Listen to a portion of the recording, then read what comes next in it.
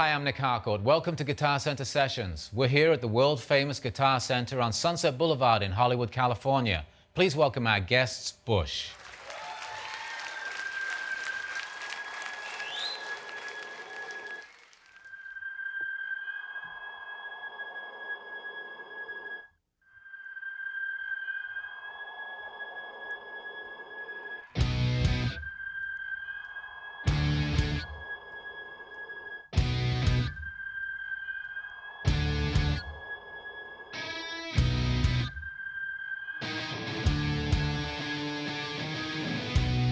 I want you to remember, love so full it can send us on ways. I want you to surrender all my feelings rose today, and I want you to remain the power of children can of me. I try not to complain. I know that's a piss up, baby. Chemical between us, the walls are lying between us, lying in this bed. Chemicals displaced, there is no longer to stay, lying in this bed.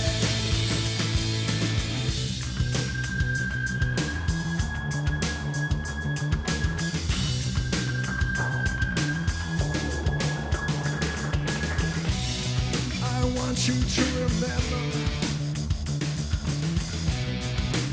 everything you said, every driven word, like a hammer, to my head. Chemicals between us, the walls are lying between us, lying in this bed. Chemicals displaced, there is no lonely space, lying in this bed. Chemicals between us, chemicals between us, lying in this bed.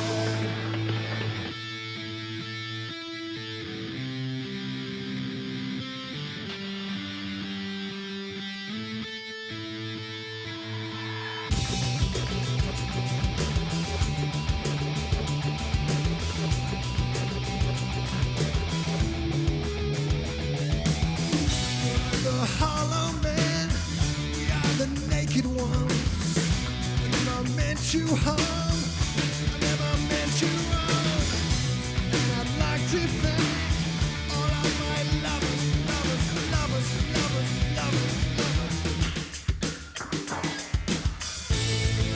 Chemicals between us, the army of achievers, lying in this bed.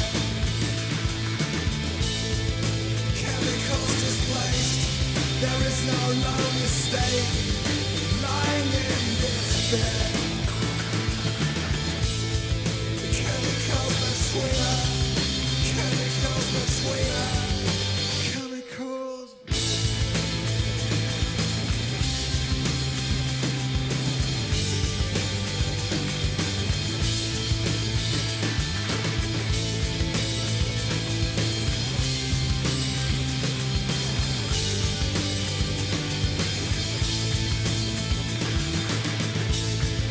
It's no longer, there is no longer, there is no longer. Chemicals between us, chemicals between us.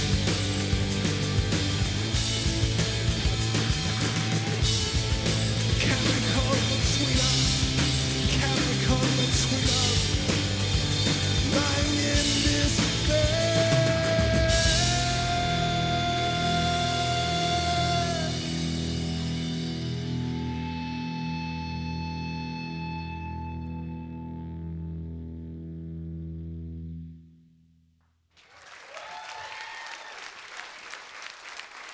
I'm Nick Harcourt. We're talking with Gavin Rossdale from the band Bush. First of all, thanks for coming in and playing for us. It's great to meet you. Thank you. Pleasure. Why don't we start way back somewhere in the beginning, maybe when you first heard music? Can you remember your earliest musical recollection? Yeah, I suppose my mum playing stuff around the house, but I also grew up with my aunt lived in my house as well. So she was super hip, out all night, coming in when I'd be going to school, that kind of stuff. And so it was really her taste of music that started me off, because she had he had Bowie. Bowie was the lynch of everything of her record collection, and then some different people. There's a guy called Colin Scott who was someone that she used to date, and he had a record. So I never, meeting someone when I was really young who actually had a record, and I listened to his record. My mum would play she loved Queen, Roberta Flack, and the Carpenters. It'd be on sort of permanent rotation between those three acts. So I know all their stuff. And then with my aunt, she was a sort of hipper, Velvet Underground, Bowie, Velvet Underground. So that was the kind of stuff that I grew up listening to. A little bit of glam.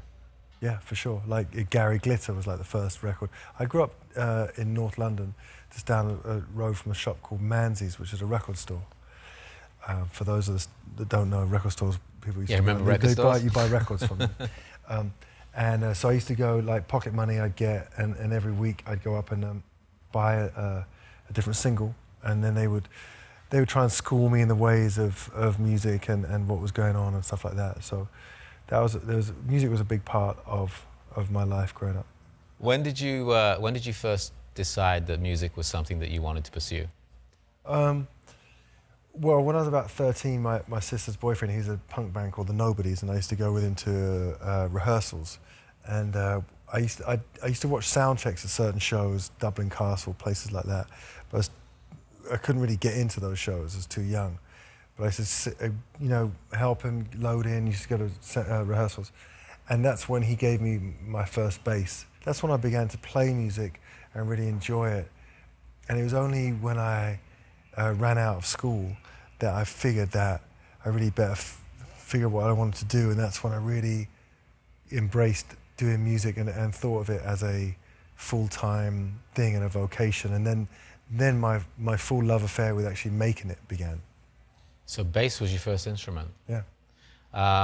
Was there something about that was attractive to you, or was it simply that that's the guitar you were given? I've always thought it was a really sexy, instrument. I mean, growing up in London with, Notting Hill Carnival, with the whole dub world, the whole, love of reggae.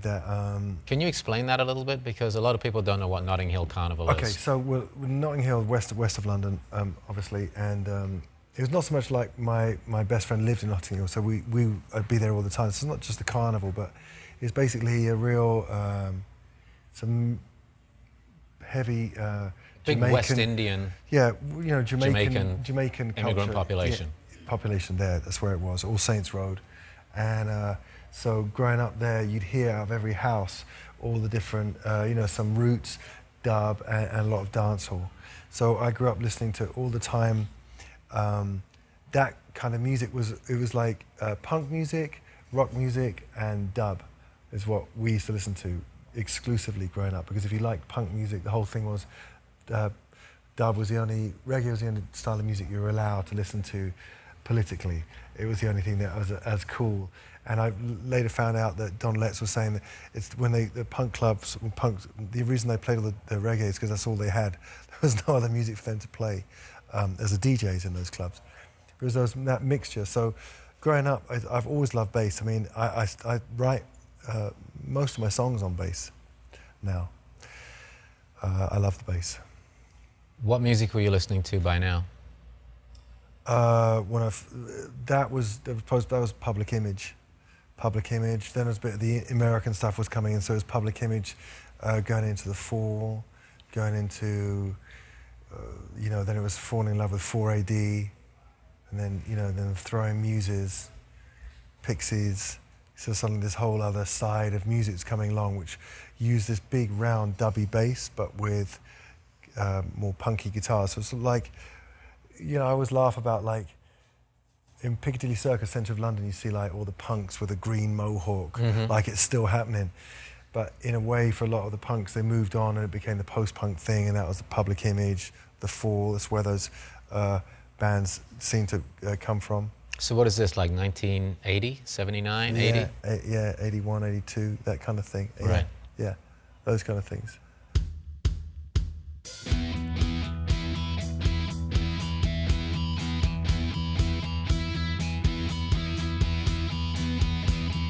Mind strong, body strong. Try to find equilibrium. Head straight, screwed up for too long. Don't want to leave on the ways. Watch the storm evaporate. I think of you, starry skies.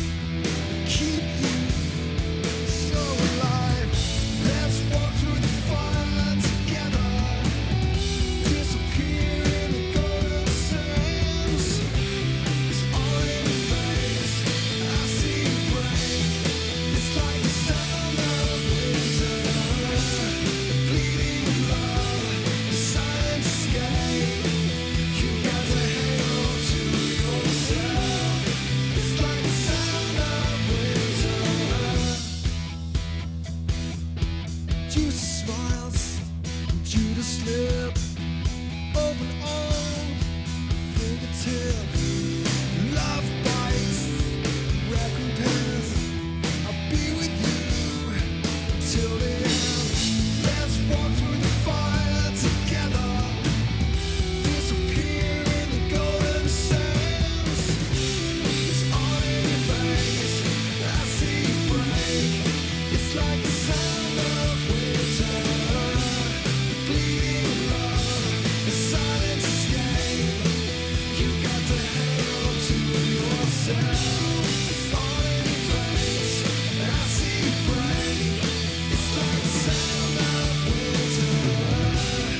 Bleeding love, the silent escape. You got to hang on to yourself. It's like the sound of winter. Hang on to yourself. Hang on to yourself.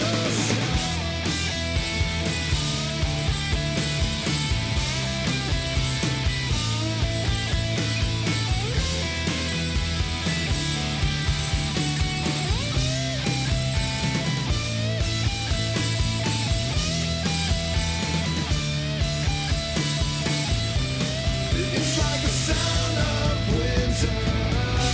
It's all in your face. I see you break. It's like the sound of winter. The bleeding love, the silent escape. You got to hang on to yourself. It's like the sound of winter.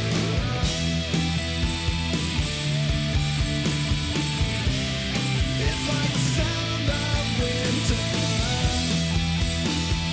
Hang on to yourself. Hang on to yourself.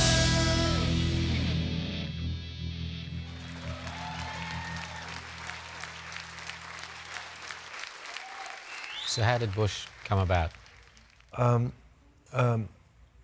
This girl who I was dating at the time introduced me to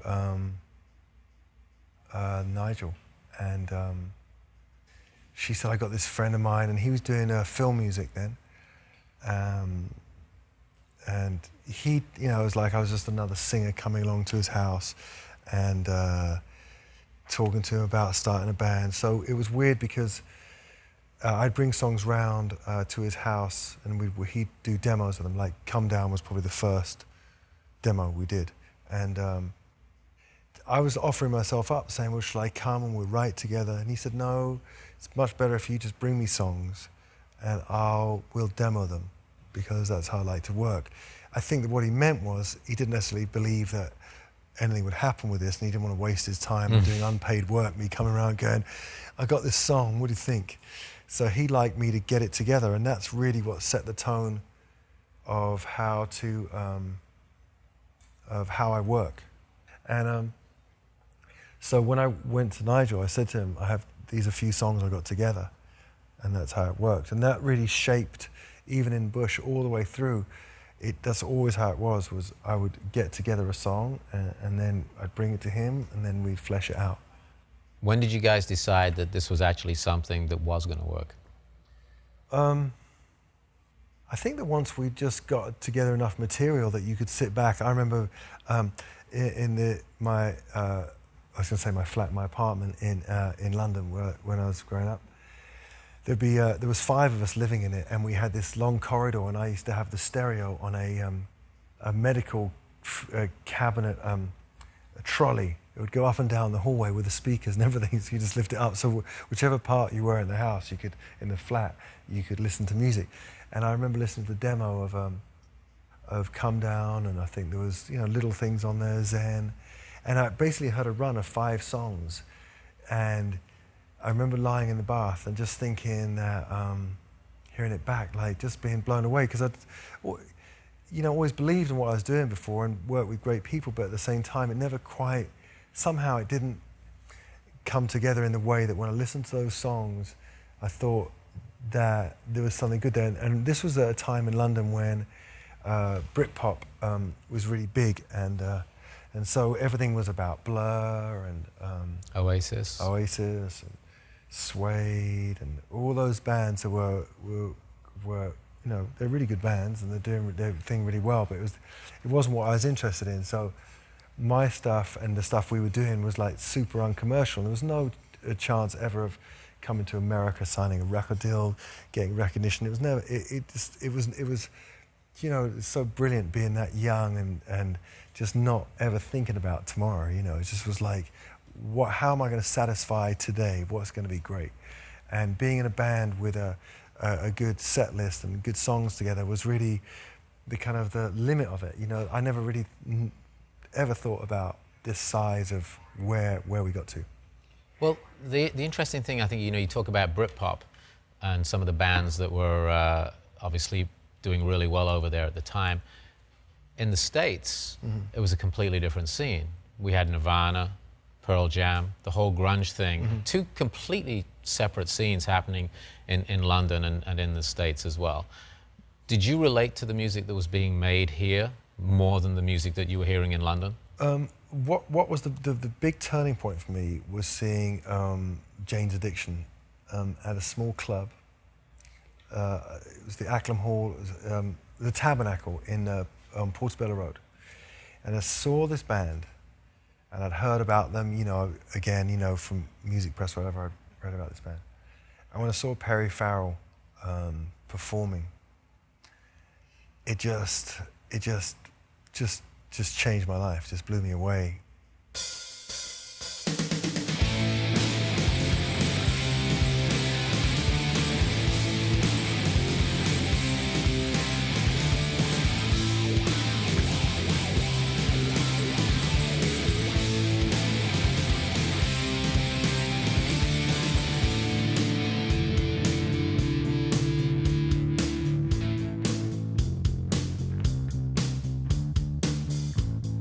Bleach the sky.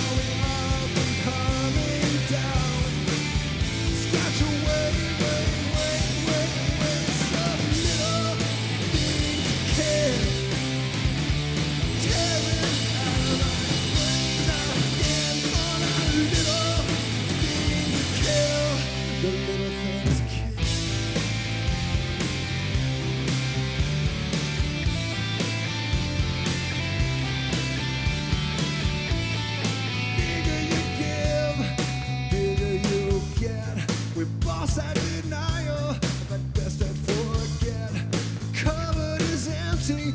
We really need food. Summer is winter. You always here. Going up and coming down. Scratch away. Little things care. Tearing out of my brains out again on a little things care. Tearing out of my brains out again on a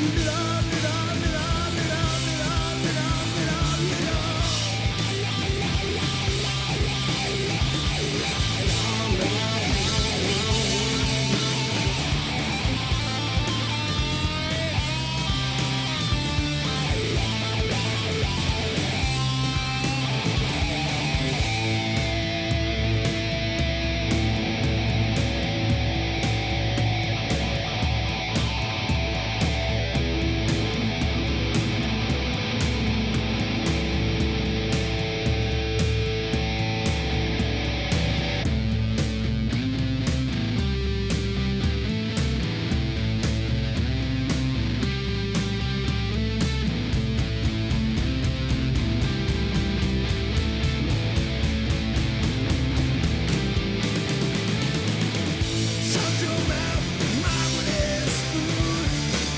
Addicted to love, I'm addicted to bullshit. Once I kill you again. Started crude. Welcome my friends to the little things I care. Tearing out of my brains out again on a little things I care. Tearing out of my brains out again on a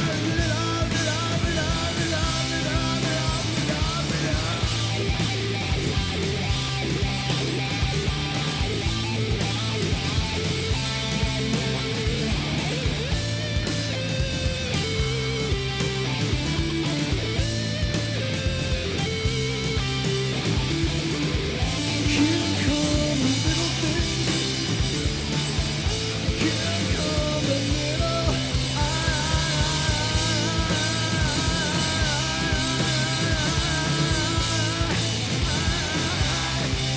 little things that kill you. Stone cold. Stone cold.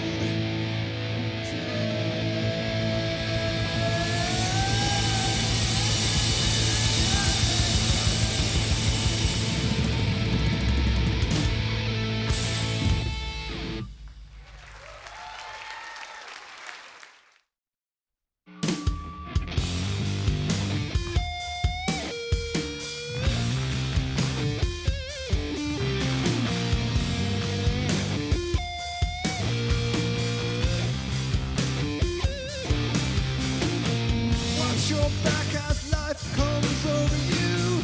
Choose your weapons for you have to disappear to see our danger. Go, babe, go faster. I see you dance. I see you dance to the radio. Go again. Go again. All my life I have waited for this moment. All my life tonight.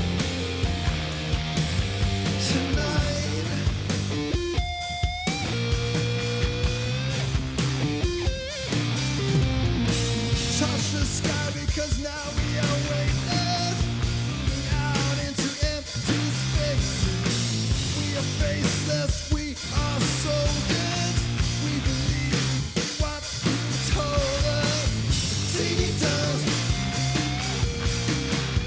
TV does to the radio.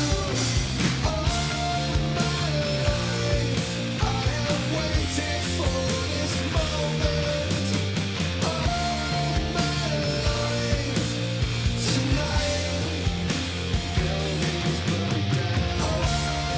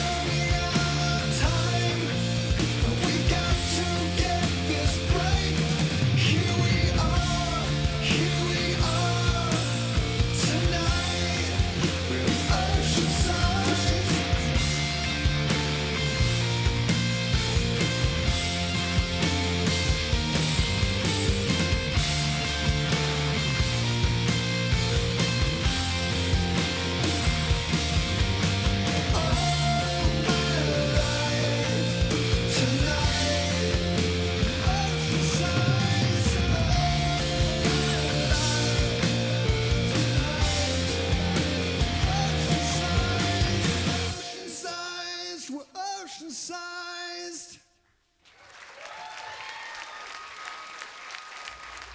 So tell us about the first record, how all those influences, those moments, seeing Perry Farrell, the demos you did with Nigel, how that coalesced together into the first Bush record. Well, the first Bush record, then what happens, we were doing some demos at a studio in Harlesden, which has the biggest biggest projects in Europe there. It's a pretty deadly area, and this guy arrived, Rob Kahane, was starting a label in the Valley, independent label called Trauma Records, and gave us this chance of giving us a record deal. Some people, friends of us, were like, you're mental, going with some unknown guy, a small label in the Valley. But then we knew that there was nothing much on the table for us. We all had day jobs. It was like paintings, working on building sites, art departments, wherever I could work to make money. Worked in a coffee shop, whatever, different things. And it was a lifeline. And so we then set about finding a producer. And I thought that since there was enough American in us, in the sound, we got Clive Langer, who did all Madness records, lived in Camden, and he wrote that Robert Wyatt song,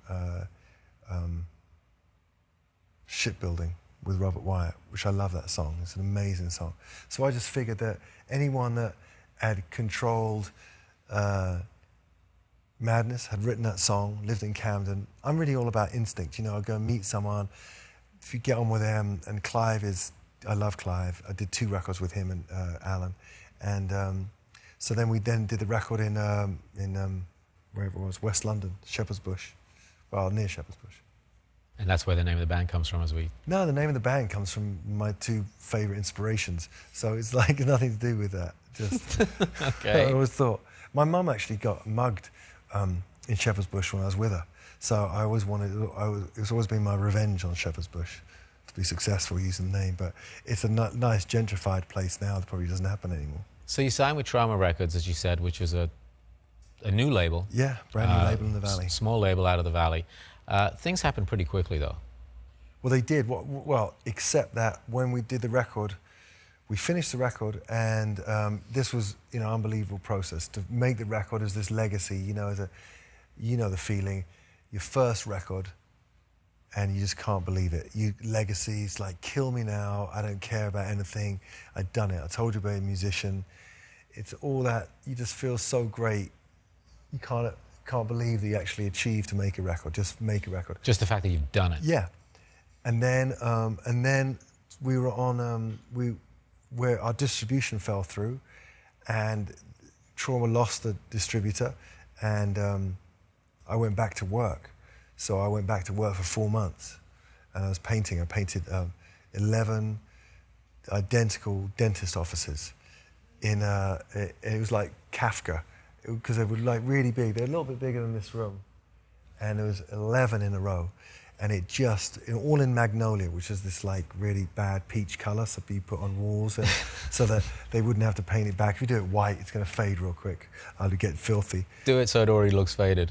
Well, just that it wear and tear means I don't have to do it again for years. So this was like. So you're painting dentist offices. Yeah, and that's when I then literally got the call that K-Rock was playing the record. Of course, that didn't mean anything to me. But K-Rock is the big alternative radio station in Los Angeles that at the time could make or break a band. Yeah, well, I still think they can now, but yeah, but that time for sure, it was the make or break call. And what was the track that they... Everything Zen. So they started playing Everything Zen. They started playing it, and that was it. Then we came over and we did a show over here, and we played the Dragonfly in Santa Monica. And I remember the power went out 4 times when we were playing. Basically, there was one plug. They plugged the whole band into a plug. So it was really... and so we were playing, and it reached these crescendos, and it's stopping. And Kevin Weatherly came into the dressing room, and I was thinking, I just don't want it to die. I was like... We should point out that he's the program director of the radio station you're talking about. Kevin Weatherly still is the program director of K-Rock. And he came in and he goes, you guys are the real deal. you guys are unreal. Just keep playing. It's going to be great. And we came back out and we played. We finished the set. And then that was in like November of 94. Then we came on tour January 95, first show at CBGB's, which was the first show we'd ever sold out in that way with a record out and everything. And so that was when I really, that was like the next moment along from the Bath moment where I realized that something was really up, because it was just full of like, you know, tattooed geezers, really beautiful girls. And I was like, and it took about 20 minutes to get from the front. It was a real skinny, it was like a bar, you know, it was a bar. And to get from the back into the stage, and that's when it really felt like something was really bubbling at the top 100. And then Glycerin, Come Down, things really blew up. Yeah, Little Things, yeah. So we hit like this, yeah, it was like 5 #1 singles off that record.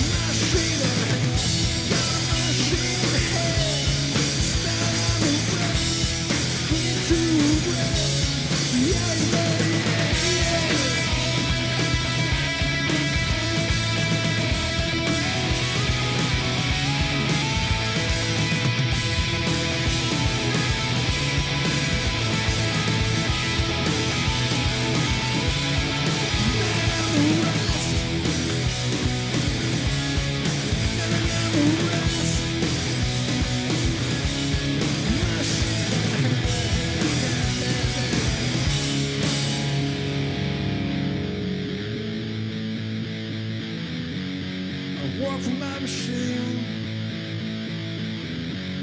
I work for my machine.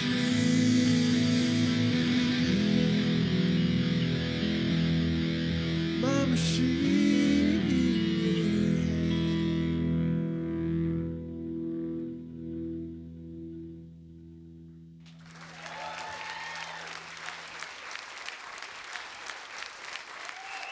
You hit a moment, though, I think, in American music, where bands like Pearl Jam, obviously, the whole grunge thing was exploding, alternative radio was exploding, and you hit that moment.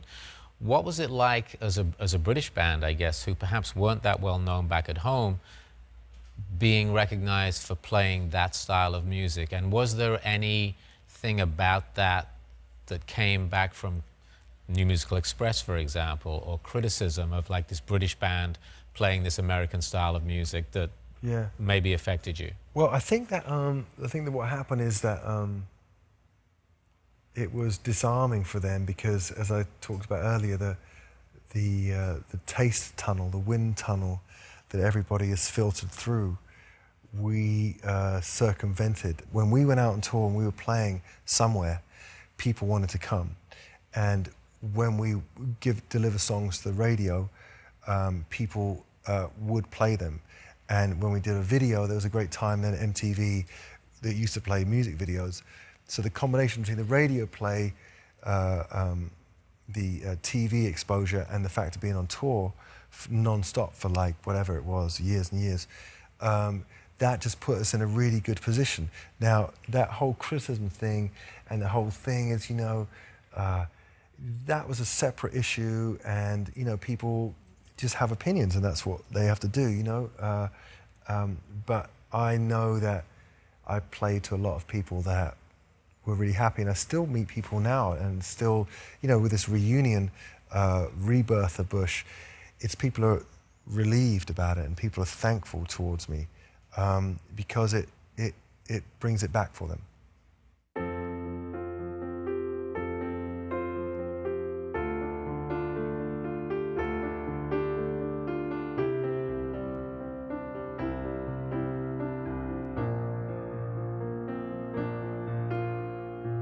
She saw the pieces of her yesterday. She was wondering how she'll fade away. Who loved her and really listening, whether she had made a difference. He's a soldier of misfortune. 7 steps to make, 1 forward. How the truth hurts, the lies are crystallized. Try to wrap your arms around a memory. Maybe you were not where you're meant to be. Lord knows we're not who we think we are. All night doctors, all night preachers, all night girls to get you through. Lost and wasted, hope is fading. I wait here for you.